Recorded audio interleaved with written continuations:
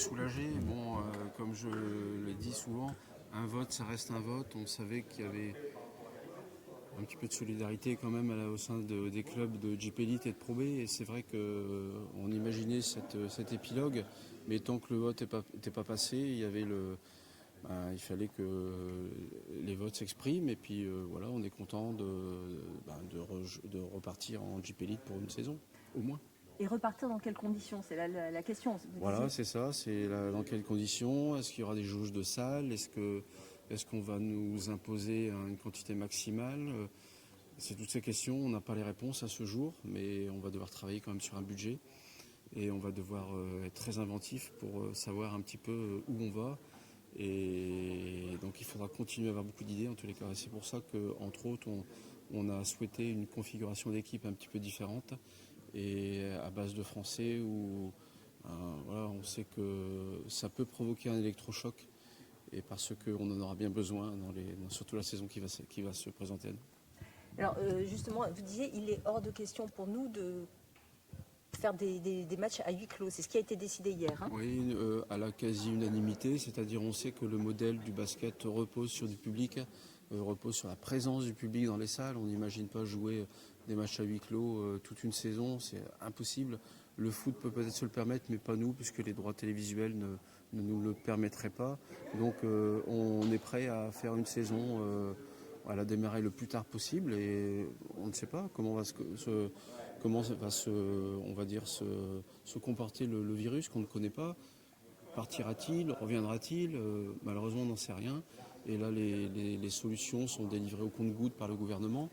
Même s'il faut quand même souligner que le gouvernement nous a quand même bien aidés pendant cette période, puisqu'on a pu adhérer au chômage partiel, ce qui était primordial pour l'économie des clubs. Et donc là, notre président de la Ligue nationale continue à négocier justement avec les instances pour pouvoir continuer en cas de huis clos imposés, de continuer les aides sous diverses formes. Ouais. Alors ça veut dire que voilà, l'effectif est quasi complet, enfin il reste encore quelques personnes. On pourra reprendre des entraînements, on ne sait pas sous quelles conditions. Vous savez, nous, tout à l'heure, le Premier ministre s'exprimait, il disait que jusqu'au, je crois, c'est le 21 juin, on pouvait reprendre à 10 dans une salle. Donc bon, maintenant, je pense que la saison est terminée, de toute façon, donc on ne va pas faire reprendre, surtout au sein du club où la quasi-totalité des joueurs n'est plus sous contrat. Donc on va repartir, je pense, pour un entraînement individuel pour les joueurs à partir du mois de juillet, puis en espérant une reprise collective pour le début août, puisque l'idée c'est aussi de repartir pour le mois de septembre et de se dire que le corona va nous quitter quelque temps et peut-être qu'il nous laissera tranquille 1 an, voire 2 ans, voire plus, on ne sait pas.